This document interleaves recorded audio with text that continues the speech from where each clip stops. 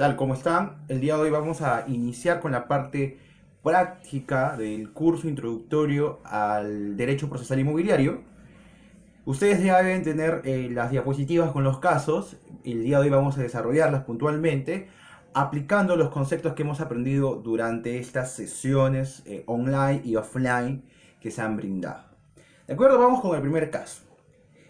Caso número uno, yo lo he agrupado en niveles, un poco para que lo tengamos en consideración y podamos abordarlo adecuadamente. El caso número uno es el nivel número uno, es decir, el nivel más bajo, para que podamos aprovecharlo adecuadamente.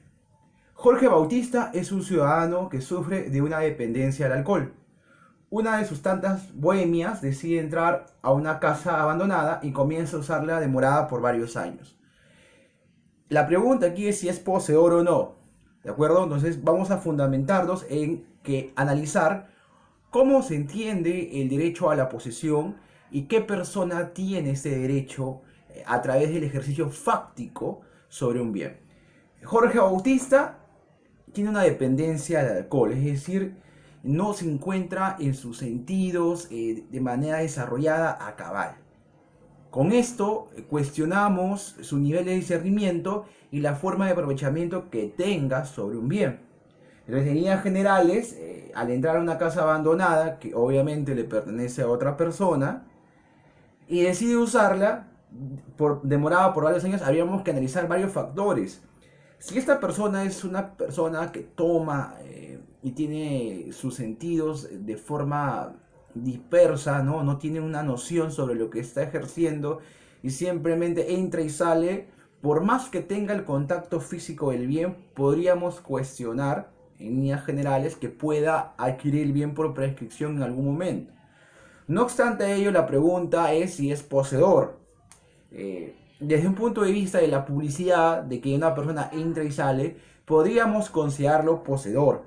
No obstante ello, en un posible juicio de prescripción adquisitiva de dominio que esta persona puede iniciar, podríamos descartar esos puntos, ya que al entrar y salir de forma clandestina no estaría cumpliendo con el principio de publicidad, que es lo que se requiere dentro de la prescripción adquisitiva de dominio. Bien, sigamos con los casos. Julián Domínguez, de 20 años, vive desde que nació en la casa de su tía, Ana Torres.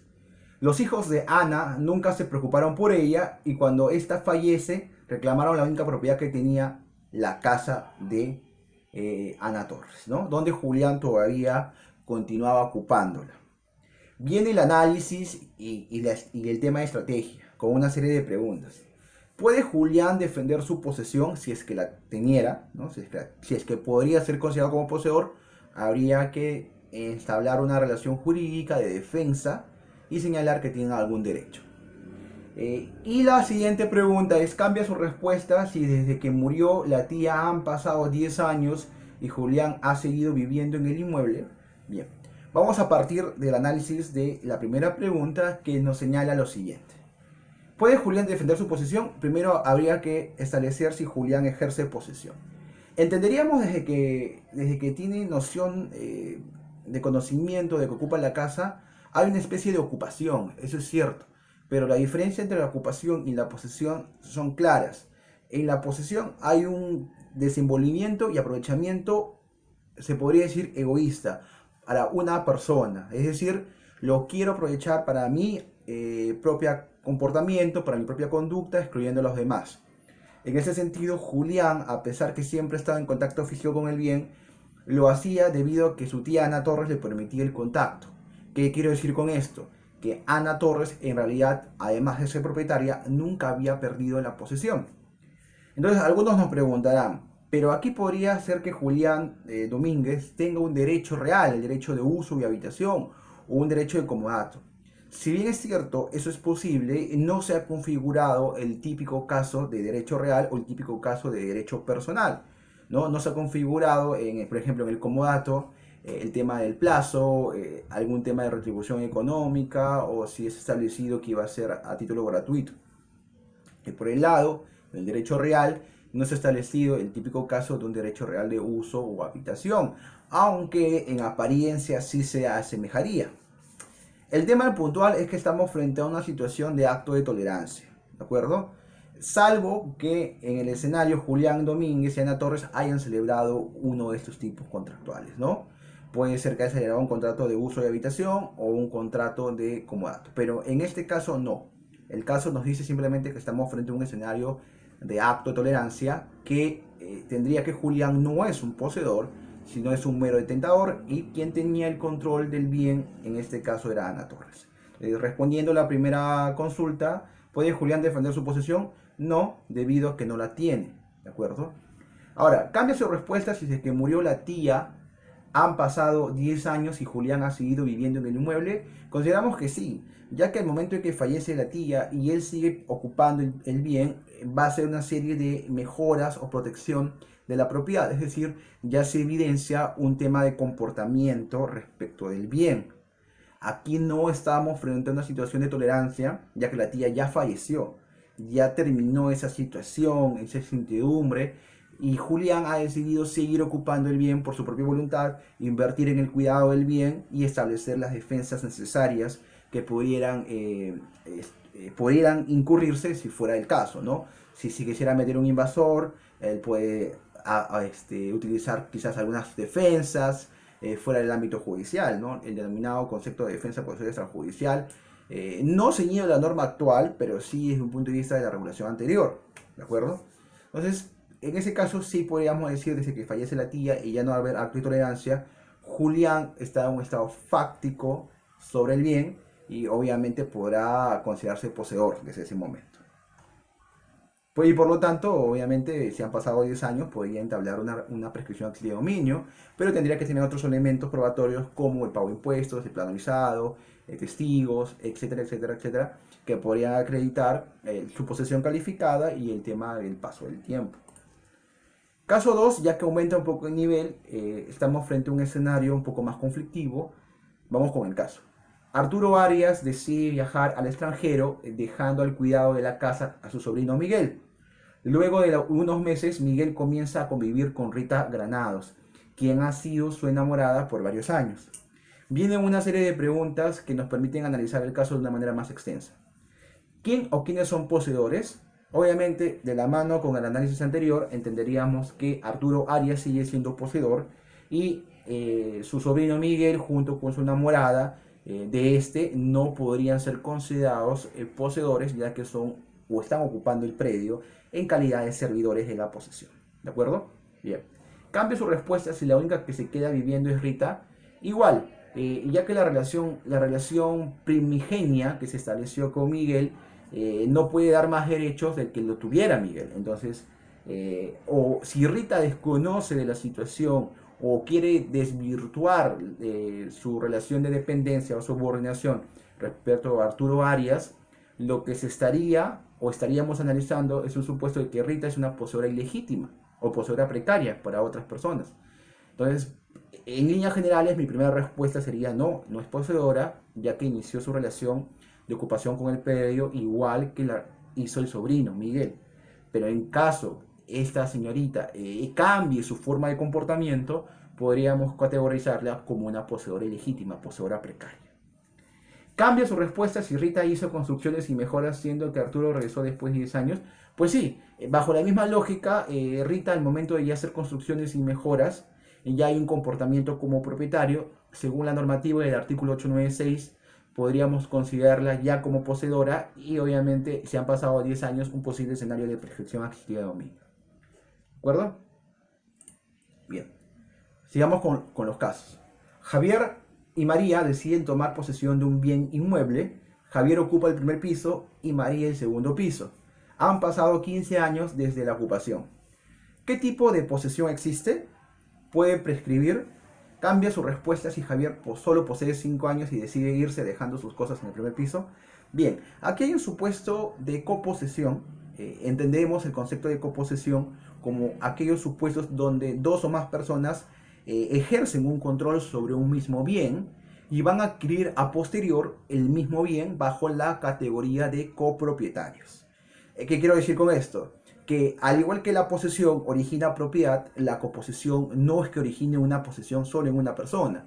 Los coposeedores luego van a pasar a la categoría de copropietarios, es decir, ambos en este caso Javier y María, van a tener esa prerrogativa de forma homogénea respecto del bien.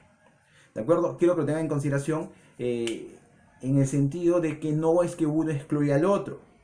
Y bajo ese argumento, el momento en que Javier ocupa el primer piso y María el segundo, no es que estén prescribiendo cada uno un piso, entendiendo que el inmueble es una unidad completa.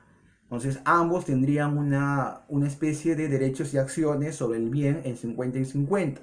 Ahora, esto es bajo un régimen de copropiedad. ¿Puede este variar a un régimen de propiedad exclusiva y propiedad común? Sí, sí puede variar, y obviamente tendría que hacer las independizaciones respectivas y elegirse como una forma tal, ¿no? Entonces el primer piso sería de Javier, el segundo piso sería de María. Hasta que no se haga ese procedimiento interno, entenderíamos que ambos son copropietarios de todo el inmueble en este caso. ¿De acuerdo? Bien. Ahora, han pasado 15 años desde la ocupación, ¿no? Y la pregunta es si Javier solo posee 5 años y decide irse dejando sus cosas en el primer piso. En el sentido de que Javier se favorece de la posesión que ejerce María, independientemente que no esté físicamente, hay una extensión a favor del coposeedor. En ese sentido, por más que no haya computado Javier el tema de los otros 5 años, en la demanda se le puede incluir y obviamente los coposeedores se favorecen entre todos, ¿no? Ahora, algunos me preguntarán, ¿pero podría iniciar la demanda solo María? En este caso, sí. E inclusive María podría ganar toda la propiedad, ya que si se hace una inspección ocular, si se recaban los medios probatorios que excluyen a Javier, nunca podríamos conocer quién está en coposesión junto con María. Y María podría reclamar la propiedad de forma personal sin incluir a Javier, ¿no? Obviamente ya esto se podría ver como un tema de impugnación en algún momento, quizás sí por parte de Javier, pero en tanto no se presente en el juicio no podríamos darle alguna chance, ya que es necesario su presencia como tal. Sigamos con los casos. Julián Andrade es gerente general de la empresa ABC. Lamentablemente los negocios de la empresa no han ido bien y se empieza a rematar todos sus activos, entre ellos una casa que servía de vivienda a Julián. Pregunta, ¿ejerció Julián posesión sobre la vivienda? ¿Puede prescribir dicho inmueble en este caso para poder todavía quedarse con el bien? Correcto. Aquí Julián ejerce un contacto físico con el inmueble, eso no quepa duda. Ahora, la pregunta es, ¿en qué calidad viene ejerciendo este contacto físico? Bueno, Julián ejerce contacto físico debido al contrato laboral que tenía con la empresa ABC. ¿Qué quiero decir con esto? Que en la relación laboral, en el contrato laboral, se ha establecido una especie de favorecimiento a Julián para que pueda iniciar las operaciones aquí, por ejemplo, si la empresa ABC estuviera en Lima y Julián sea un gerente general traído de Trujillo, por ejemplo.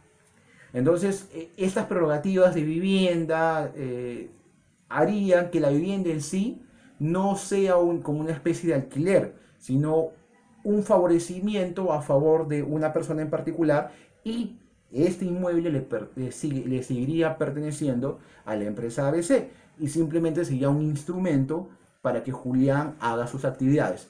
Con esto es un análisis similar cuando me prestan una laptop, un celular o algunos libros o algunos instrumentos de la misma empresa para poder yo trabajar. Bajo ese escenario, yo no es que posea los bienes que me da la empresa, sino todo lo contrario. La empresa me suministra estos bienes para seguir ejerciendo ese control y que yo pueda ejercer adecuadamente mi prestación laboral. Entonces, en ese escenario, entenderíamos que Julián, por más que exista una particularidad o semejanza con un contrato de arrendamiento, no estamos frente a un escenario como tal. En ese sentido, Julián puede considerarse como un no poseedor, un detentador.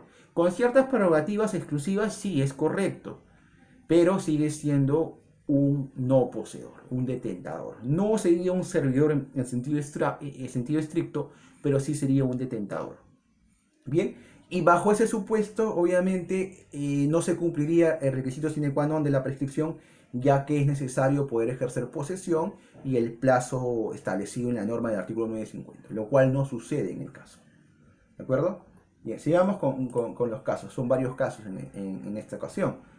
La empresa Azúcar S.A. y Gomitas S.A. son colindantes del terreno de 200 metros cuadrados, que pertenece a Gaseosas S.A.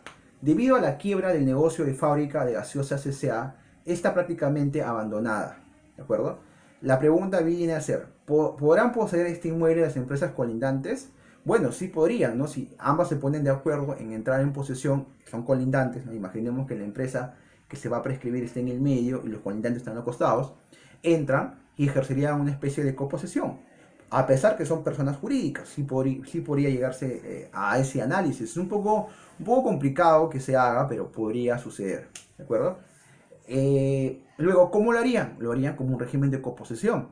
En un supuesto que luego estas personas podrían formalizar la propiedad que han adquirido, podrían adquirir como coposeedores, luego como copropietarios, y luego sería una especie de distribución, ¿no? Vamos a hacer una partición y división de la copropiedad en este caso, y cada uno se quedaría con un pedazo del terreno, ¿no? Esa sería una solución lógica. Sigamos. Casos, ya este es un caso un poco más avanzado. Juan vende a Pedro un inmueble, Pedro ocupa el bien, inmediatamente se celebra el contrato, que es lo lógico.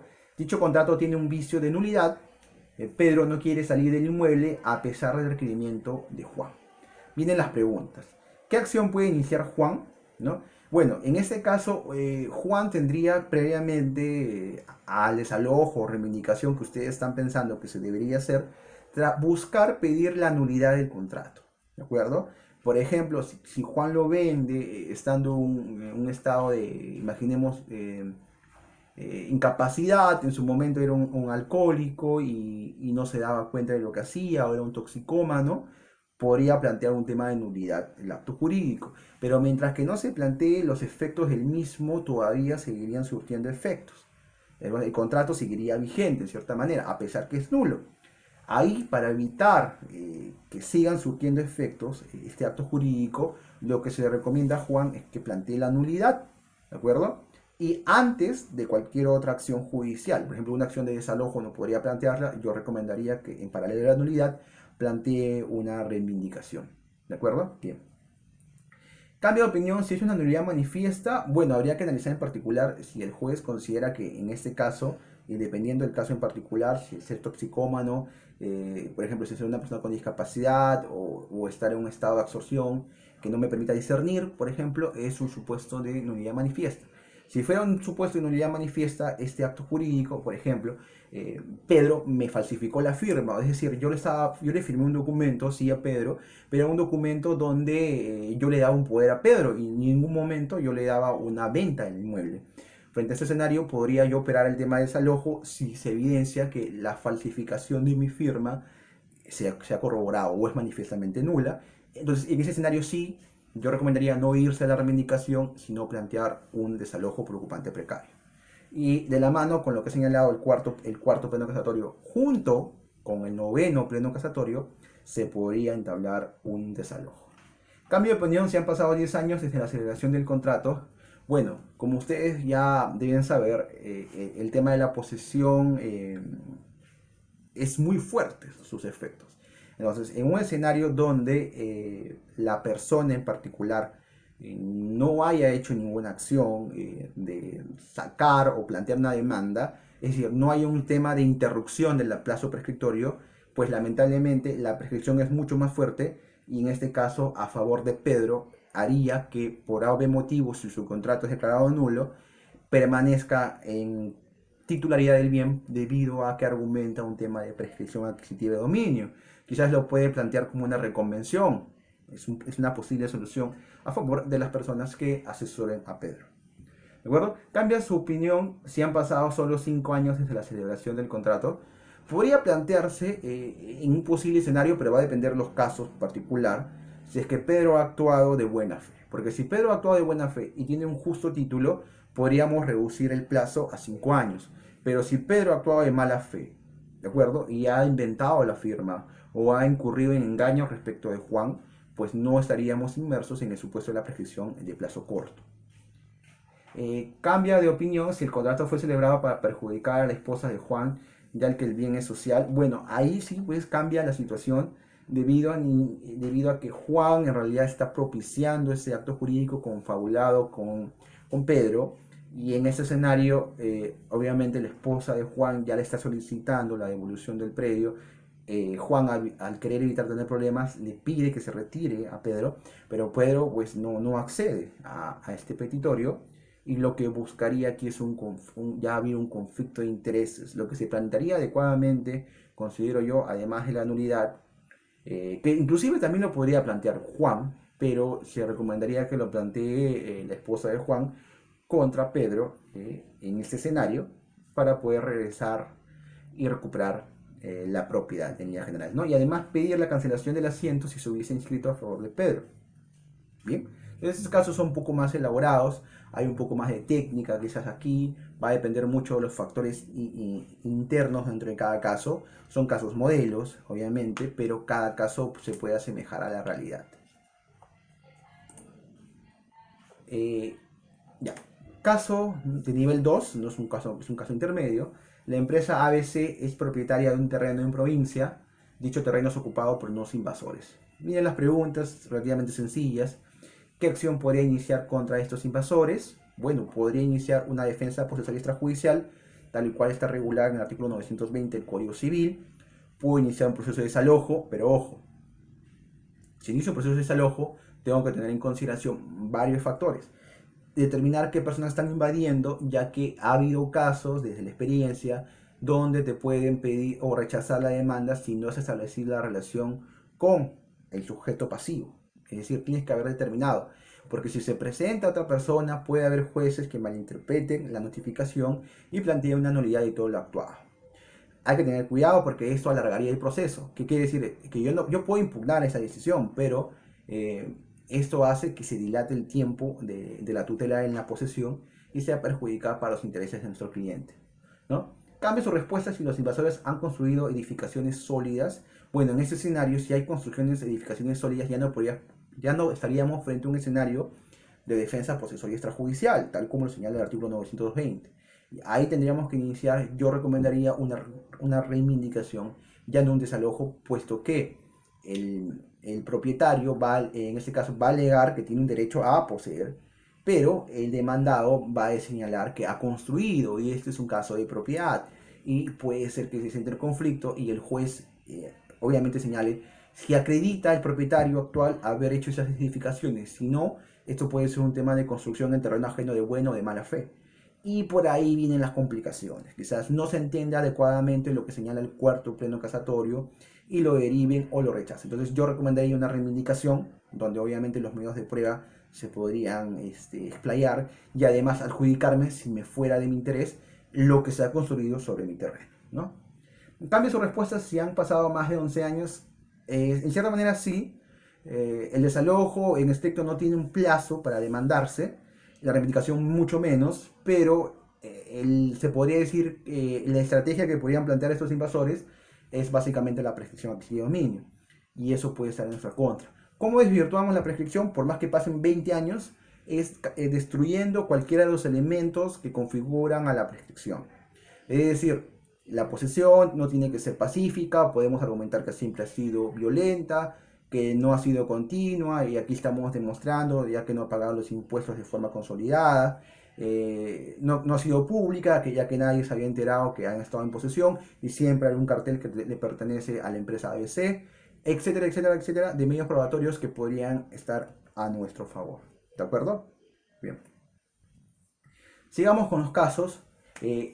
Caso ya de nivel intermedio también. Julio tiene una vivienda en Los Olivos, decide viajar por un año, deja el cuidado del bien a un guardacasas. A su regreso, este no le permite el ingreso a su bien. ¿Procede el desalojo? Bueno, yo considero que sí, pero hay un tema de estrategia, ¿no? Algunos consideran que este guardacasas le debe constituir en precario para demandarlo por desalojo preocupante precario. ¿De acuerdo? Entonces, ¿cómo hacemos esta estrategia? Bueno, le comunicamos una carta donde le piden la restitución, puesto que le pertenece el derecho. Luego, ¿qué solicitamos? Bueno, ya tenemos la copia, luego lo invitamos a conciliar y recién ahí plantearíamos la demanda de desalojo preocupante precario. Antes no, ya que muy probable es que rechacen nuestra demanda. Cambia su respuesta si el guardacasas ha edificado sobre la vivienda. Si yo he seguido el procedimiento de carta notarial y desalojo por ocupante precario, bueno, sí podría seguir, pero tengan en cuenta el caso anterior. Lo muy probable es que algunos jueces se confundan y no hayan entendido lo que dice el cuarto pleno casatorio, con lo que yo les señalo que quizás en este escenario podríamos plantear una reivindicación. Si bien es cierto, es más larga, los medios de prueba, como reitero, y las etapas procesales son más ricas en la forma en cómo se puede probar nuestro derecho de propiedad. Y de la misma manera, también adjudicarnos si nos corresponde o si nos interesa sobre lo que se ha construido en nuestra vivienda, ¿no? Cambia su respuesta si han pasado más de 12 años, la misma lógica, podría este guardacasas alegar prescripción, pero habría que determinar desde cuándo ejerce posesión, ya que entró de una manera al inmueble como servidor de la posesión y este servidor de la posesión ha cambiado su estatus de servidor a poseedor. Hay que determinar cuándo lo ha hecho y eso ya le correspondería en este caso al guardacasas, ¿no? Cuándo has cambiado tu estatus posesorio. Bien, vamos con uno de los últimos casos ya. Juan vende su inmueble a Ricardo, pero no entrega la posesión a este. Es decir, se la vendió con un documento, con escritura pública, con registros públicos, pero no han entregado la llave todavía. El comprador demanda desalojo por ocupante precario, ya que Juan se ha negado a entregarle la propiedad. A o motivos, ¿no? ¿Es correcto demandar por tal causal? Bueno, yo considero que sí. O sea, en ese caso, el comprador ya es propietario y como tal tiene legitimidad para poder demandar, ¿no? Entonces no había ningún problema en demandar al expropietario, ¿no? Si es que el expropietario sigue en posesión, lógico. O que si no lo estuviera, que se permitiera el ingreso. Cambia su respuesta si Juan era casado. Bueno, no cambiaría en líneas generales, ya que si Juan es casado, todavía no hay una nulidad del acto de transferencia. Entonces, esta transferencia todavía sigue siendo válida en teoría, que le correspondería a Ricardo plantear la demanda, independientemente si Juan lo vendió estando soltero o estando casado. Hay una presunción de validez del acto, también derivado de los principios registrales, ¿no? El principio de legitimación, donde no se ha demostrado que en registros públicos haya un tema de diferencia con la realidad civil.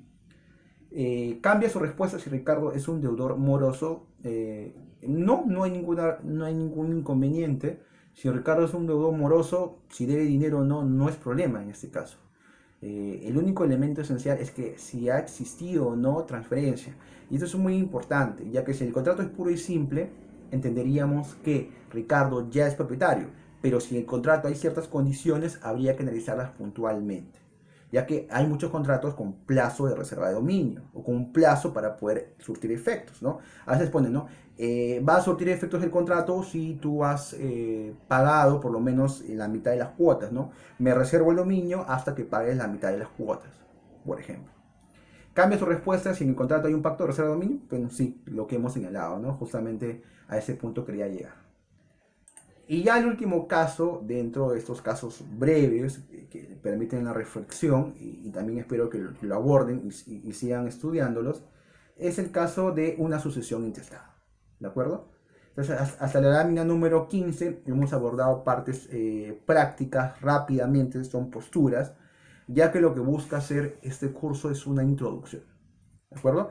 Ya en algún momento haremos un estudio más profundizado sobre la tutela, no tanto quizás como un curso, pero quizás sí como un diplomado, como un programa, porque lo amerita. Se estudian varios procesos judiciales, también se aplica el tema de las MARS, de los mecanismos alternativos de resolución de conflictos, y algún tema de estrategias que puntualmente les iré notificando en un futuro curso. Vamos con el último caso para terminar la sesión de casuística el día de hoy. La sucesión intestada de Mario, conformada por sus hijos Jorge y José, demanda desalojo a la ex conviviente Teresa de su padre. ¿Puede la sucesión desalojar a Teresa? Bueno, aquí venía un tema de legitimidad civil, ¿no? La sucesión intestada tiene legitimidad como propietarios que son, ¿no? Son una sucesión intestada, tienen las partes alícuotas y tienen su sucesión intestada, que muy probable se haya registrado rápidamente. Una sucesión intestada no debería demorar en registrar ni 2 meses, considero yo. Ese procedimiento debe ser rápido, la inscripción también. ¿Cuál es el problema? ¿Teresa tiene algún derecho? Bueno, si es conviviente, habría que analizar si ha sido una conviviente con unión de hecho. Y además ha tenido registrado su unión de hecho. Si no lo ha tenido, hay varios problemas, ya que los hijos podrían señalar que esta no le corresponde ningún derecho y que no se ha establecido lo que señala la norma pertinente a unión de hecho, ¿no? Puede ser que haya señalado, bueno, sí, era su enamorada, pero vivía con él, pero estaba un año y eso no configura el plazo legal para establecer la unión de hecho. Ahora, vienen las siguientes preguntas. Cambia sus respuestas si Teresa está embarazada, obviamente del fallecido. Bueno, en este caso es la madre de uno de las personas, o sea, el posible heredero junto con la masa hereditaria y que también debería incluirlo. Esto es un tema interesante, ya que si bien es cierto, no se le puede incluir en la masa hereditaria, ya que no hay un documento que acredite que es heredero, no hay DNI, no hay nada, hay que esperar 9 meses para poder inscribir o rectificar esta partida, ¿no? Y es curioso, ya que yo consideraría ahí, por un tema práctico, desde el punto de vista de la parte ya de registral, que debería haber una anotación preventiva, por lo menos para que no haya un acto de disposición como una especie de bloqueo o una inmovilización de partida. ¿Por qué? Porque la sucesión intestada, conformada por los hijos, podría vender el inmueble sin la participación obviamente, de que todavía no nace. Pero obviamente el que todavía no nace ni siquiera tendrá discernimiento, ninguna capacidad. Entonces, ¿de quién parte el interés? De la madre. Entonces, bajo ese sentido, la madre, estando embarazada, tiene una representación respecto del concebido. Y en ese caso, cualquier acción contra la madre también está perjudicando los intereses del concebido. Por ello, en extensión, no podría desalojarse a la madre. Es una perspectiva de que la madre está cuidando, por un tema natural y también por un tema legal, los intereses de su menor hijo, ¿no? En este caso concebido. Cambia su respuesta si convivió por 3 años. Bueno, ahí va a depender. La madre tendría que iniciar una acción legal que le correspondería quizás a título personal, ya no tanto por el lado de su hijo, porque a su hijo sí le correspondería, ¿no? Si ella demuestra que además de tener un hijo con el fallecido, había cumplido con el plazo legal y más, ¿no? Para acreditar la unión de hecho. Pero ella ya tendrá que iniciar propiamente una demanda de reconocimiento de unión de hecho y posiblemente buscar adquirir algún derecho sucesorio como le correspondería por tener esa condición dentro de la familia, ¿no?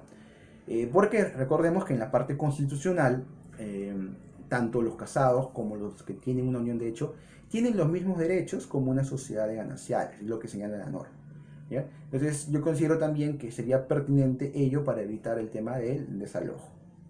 Bien, esos han sido los casos prácticos que he querido brindarles para que puedan hacer la iniciación del complemento del curso en Derecho Procesal Inmobiliario. Pronto vamos a sacar un programa, un diplomado en Derecho Procesal Inmobiliario abordando los temas tanto contenciosos administrativos, judiciales, procesal civil, ahora con el tema de oralidad. Vamos a incluir, muy probable, los nuevos mecanismos de presentación de demandas en lo que se está implementando en el Poder Judicial. Y bueno, los sigo invitando a que estén atentos a la página del Centro de Capacitación y Asesoría Jurídica para más cursos, ¿de acuerdo? Recuerden repasar los otros materiales, las 2 primeras sesiones virtuales online y los otros 2 videos donde hablo sobre teoría pura en algunos supuestos que obviamente tienen que conocer para abordar mejor estos casos. ¿De acuerdo? Nos vemos hasta una próxima ocasión.